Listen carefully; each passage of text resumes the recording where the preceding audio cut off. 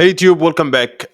Today we're starting a new series. We're starting a new course on system design. Today we are talking about client server architecture. So every time you use an app on your phone, browse a website, or even watch a video online, you are interacting with a fundamental concept in system design, which is the client server architecture. But what does that actually mean?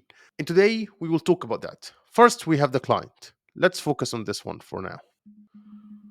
The client is a part of the system you, the user, directly interact with. It could be your web browser like Chrome or Safari, or a mobile app on your smartphone, or even a game console. This client's job is to send a request for information or an action. It's the asker in the conversation. When you click a button on to log in, you are basically sending a request from your client to the server. Okay, so what is the server? Let's copy this and put this here. Let's make it and let's add the server. Let's give it different color and make this as well here. We have here the server. The server is a part of the system that processes the client's request. It's often a powerful computer or a group of computers located in a data center. Think of it like a library. The client asks for a book. Let me have the pen. The client will ask for a book. Oh, this is too thick. Let's have this. But which color? I wanted this one. No, this will not be easy. Uh-huh. Yeah. The client will ask for a specific book, and the server will send back the response for the requested book if the server has the actual book.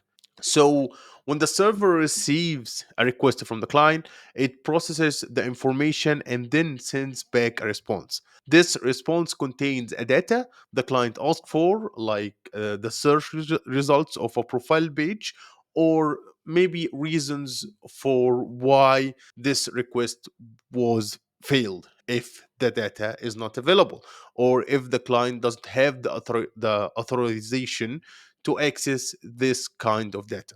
So we know that we have a client, we have a server, and we have some sort of communication between them. The client and the server communicate with each other over a network, most often the internet. This back and forth exchange of requests and responses is what makes an application actually work. So if you understand this architectures, it offers several benefits. First thing is centralizations, because all data and business logic are stored basically on the server, making it easier to manage and update the actual logic. Also, it's quite scalable because you can add more powerful servers to handle more clients without changing anything on the client's end.